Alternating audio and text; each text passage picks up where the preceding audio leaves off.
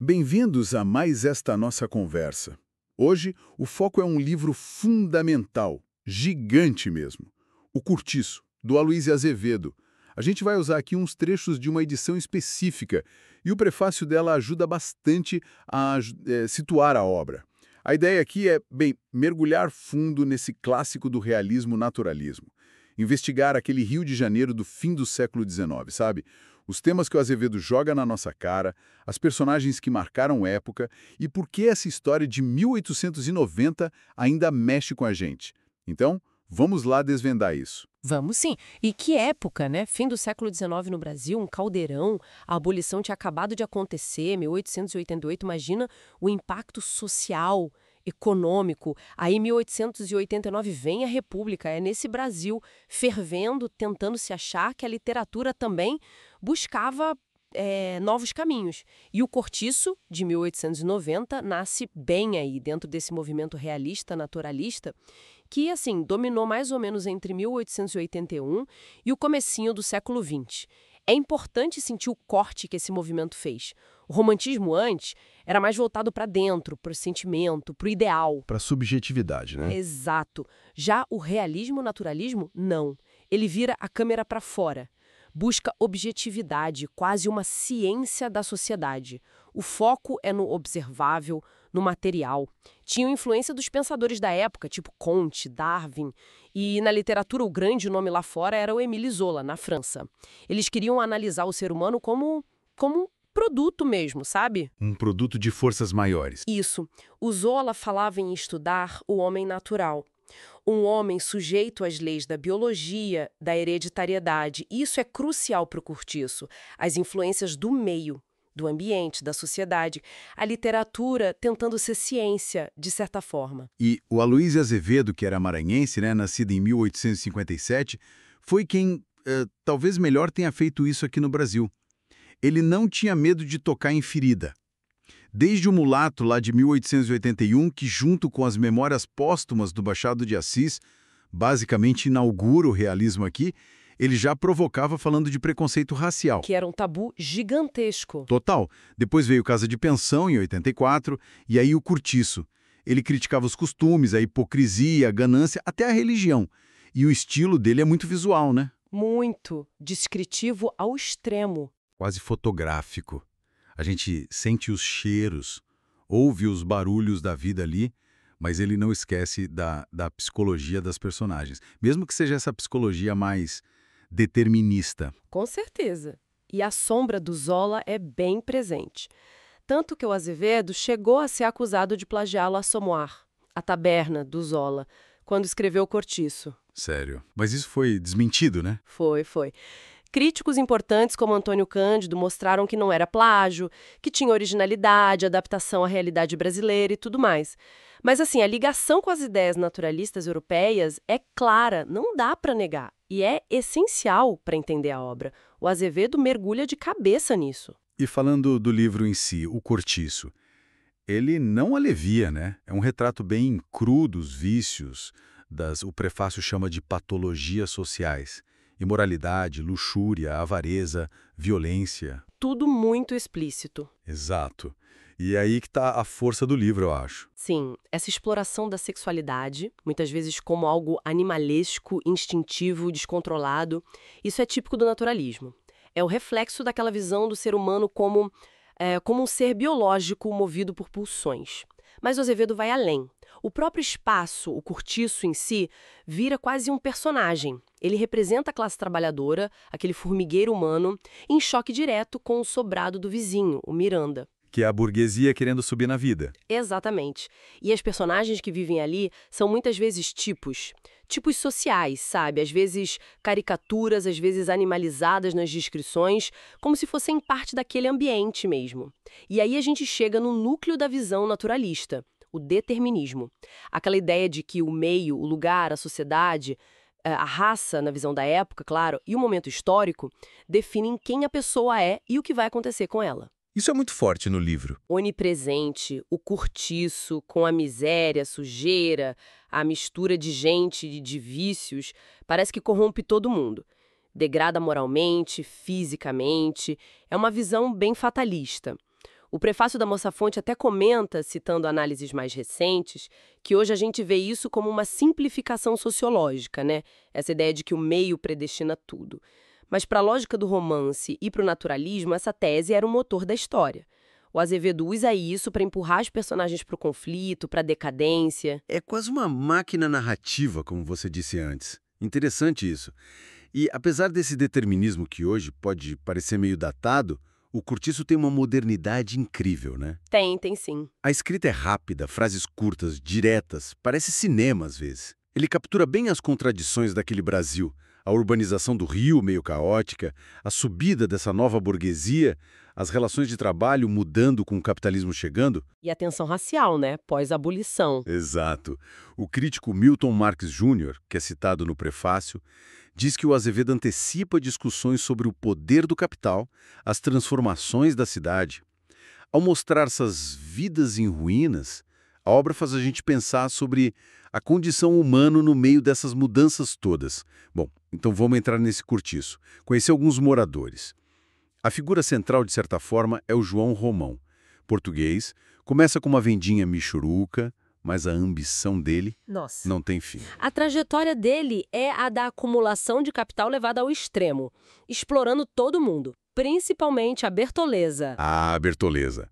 A relação deles é chave para entender o João Romão. Ela é uma escrava fugida, trabalha sem parar, junta um dinheirinho suado para tentar comprar a alforria. E ele pega o dinheiro dela. E pior, engana a coitada com uma carta de alforria falsa. Mantém ela ali como amante e como trabalhadora de graça. Ela é a base de tudo que ele constrói. Literalmente, né? Tijolo por tijolo do Curtiço. Exato. E a avareza dele é descrita como doença mesmo, uma moléstia nervosa, um desespero de acumular. Ele é totalmente desumanizado no começo. Mas essa ambição muda um pouco de foco, né? Não fica só no dinheiro. Isso, aí entra a questão social. No início, ele só quer juntar grana. Mas do lado mora o Miranda, outro português comerciante. O Miranda representa outro tipo de sucesso. Casou por interesse com a dona Estela, brasileira rica, mas com um passado que ele despreza. E ostenta um status que o João Romão não tem. Exatamente. E essa inveja do status do Miranda muda o João Romão.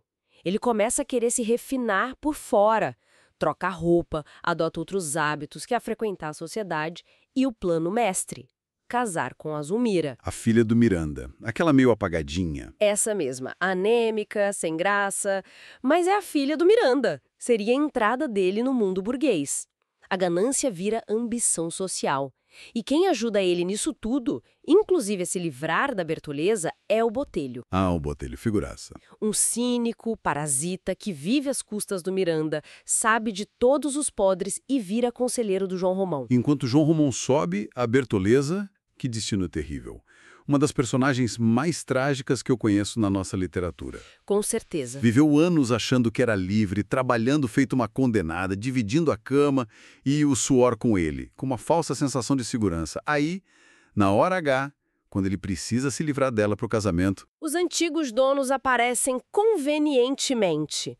É o auge da crueldade calculista do João Romão e a prova mais clara do determinismo social e racial que pesa sobre ela. A condição de escrava fugida, a cor da pele, numa sociedade que tinha acabado de abolir a escravidão no papel. Ele planeja tudo com o Botelho, né? Pensa até em matar ela. Cogita, mas acha mais limpo denunciar. E o fim dela, o suicídio, rasgando o próprio ventre para não voltar a ser escrava. É um ato de resistência final, desesperado. Uma cena brutal. Muito forte. Outro que ilustra bem essa coisa do determinismo é o Jerônimo. Outro português, mas que chega diferente do João Romão. Bem diferente. Honesto, trabalhador, forte, ligado às raízes, sente saudade de Portugal, toca guitarra, canta fado. No começo, ele parece até meio imune à bagunça do Curtiço. Bota ordem na pedreira do João Romão. Mas aí... Aí chega a Rita Baiana. E a transformação do Jerônimo é talvez o exemplo mais explícito do determinismo de meio no livro. O europeu sério, trabalhador, nostálgico, sucumbe à influência do ambiente brasileiro, que o Azevedo pinta como tropical, sensual, meio frouxo moralmente. Ele vai se abrasileirando. Totalmente. Fica preguiçoso, obcecado pela sensualidade da Rita, começa a beber cachaça, gosta da comida mais forte, larga a esposa, Piedade. E se envolve com a Rita, o que leva à briga com o Firmo. O amante dela, capoeirista. Essa rivalidade é um dos pontos altos de tensão ali. Acaba em facada, né? Sim, o Jerônimo leva uma facada do Firmo, depois, para se vingar com a ajuda de outros, ele mata o Firmo.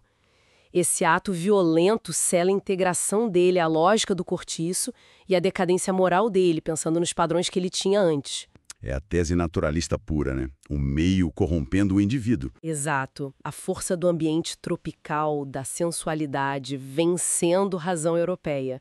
É uma visão cheia de estereótipos da época sobre o Brasil, claro, mas funciona muito bem na narrativa do Azevedo. E, em contraste, coitada da Piedade. A esposa fiel que vê o marido mudar, ser abandonado, o sofrimento dela é pesado. E ela mesma entra em decadência depois, né? Se entrega bebida, se descuida, tem aquela cena terrível com o vizinho bêbado, pataca.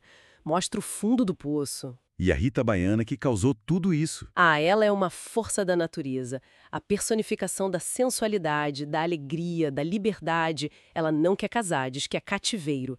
É descrita com aquele atrevido e rijo quadril baiano. A dança dela, o chorado, é mostrada como algo lascivo, primitivo, que hipnotiza o Jerônimo. Ela é o instinto, a força do Brasil que seduz e transforma. E tem a Pombinha também, outra transformação marcante. Ela começa como a flor do cortiço, educada, diferente das outras. Mas presa ali, né? E com aquela questão da puberdade que não chegava, adiando o casamento arranjado. E ela tinha um papel importante, escrevia as cartas para os analfabetos. Mas também vira outra pessoa. Sim, a trajetória da Pombinha é muito interessante. A primeira menstruação dela é um marco. Tem aquele sonho simbólico da rosa se abrindo, uma borboleta de fogo, sugerindo um despertar para a sensualidade.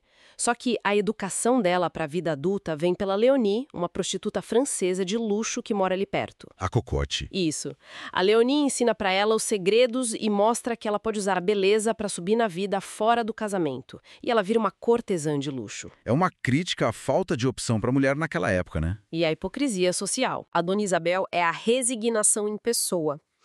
A Pombinha escolhe outro caminho, que na época era visto como queda, mas que pode ser lido como busca por autonomia. E além desses, tem um monte de gente que compõe o cenário, né? O Botelho, que já falamos, o parasita cínico, o Albino, o lavadeiro afeminado, que é meio confidente das mulheres. O casal Leocádia e Bruno, o ferreiro Fortão, que vivem brigando por causa de traição, o Alexandre, o soldado orgulhoso da farda, o velho Libório, Sovina, que guarda dinheiro escondido, A Marciana e a filha Florinda, com aquele escândalo da gravidez do caixeiro Domingos.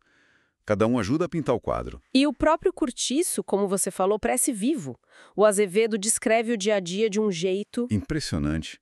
O despertar às 5 da manhã, aquela barulheira, cheiro de café, conversa atravessando janela. As lavadeiras na luta debaixo do sol, cantando, fofocando, brigando. Os vendedores passando, o sardinheiro com aquele monte de gato atrás. E as festas de domingo.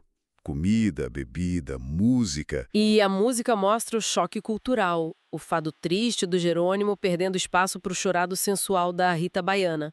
Mas, por baixo da festa, a violência está sempre ali, né? Pronta para explodir. Sim, e essa coletividade não é só festa, né? Nos conflitos ela aparece forte. A rivalidade com o sobrado do Miranda, que é uma tensão de classe o tempo todo. A briga do Jerônimo com o Firmo, que vira uma defesa do Cortiço contra a polícia. Todo mundo gritando, não entra, não entra, se unem com paus e pedras. O incêndio, que dizem que foi a bruxa que começou, causa pânico, mas também mostra solidariedade ali no meio do caos. Tem a rivalidade com outro Cortiço, o Cabeça de Gato. Nesses momentos, parece que o indivíduo some e o coletivo toma conta. O Cortiço reage como um bicho ferido. E, ao fim das contas, o que acontece com eles? Os finais são duros, cheios de ironia. A Bertoleza com aquele fim trágico, se matando para não voltar para a escravidão justo no dia em que o João Romão vira sócio de sociedade abolicionista. A ironia é cortante. E o João Romão? Se livra da Bertoleza, consolida a subida, casa com a Zulmira, herda parte da grana do Miranda, que morre, e já está planejando comprar título de nobreza, visconde. Sucesso total, construído em cima da exploração. Exato. Enquanto isso, a Piedade definha no alcoolismo. O Jerônimo segue a vida com a Rita baiana, totalmente abrasileirado, sem remorso nenhum. E a Pombinha vira cortesã de luxo, sustentando a si e a mãe, invertendo o destino que parecia traçado para ela. O pós-fácil da edição que a gente usou resumi bem, né? A força do livro está no coletivo, não num herói só. É isso. O Cortiço é o laboratório onde as teses naturalistas acontecem. As personagens, muitas vezes tipos, são movidas por instinto, sexo, fome, ambição e pela influência do meio, biologia, raça, ambiente. E o Azevedo não tem medo de mostrar a desonestidade, a avareza, a exclusão, o racismo estrutural, a violência, a sexualidade crua. É um olhar direto, sem idealização romântica. Quase um documento sociológico, mas com uma força literária gigante. Então, o que fica pra gente dessa leitura? O Cortiço continua sendo esse retrato potente, às vezes brutal, da sociedade brasileira naquele fim de século. Expõe as fraturas sociais, as tensões raciais e econômicas, a luta pela sobrevivência na cidade que crescia de forma desordenada. Mostra como a ambição, o desejo e, para Azevedo, as forças do ambiente e da biologia podiam moldar e esmagar as pessoas. E a reflexão que talvez fique, né? Olhando de hoje, o quão longe a gente está daquele Cortiço de 1890? Pois é. Será que as dinâmicas de exploração, a busca por subir na vida a qualquer custo, a sensação de que o lugar onde se nasce ou a cor da pele ainda definem tanto, será que essas tensões da vida urbana desigual... Será que isso tudo ainda não ecoa hoje? Exatamente.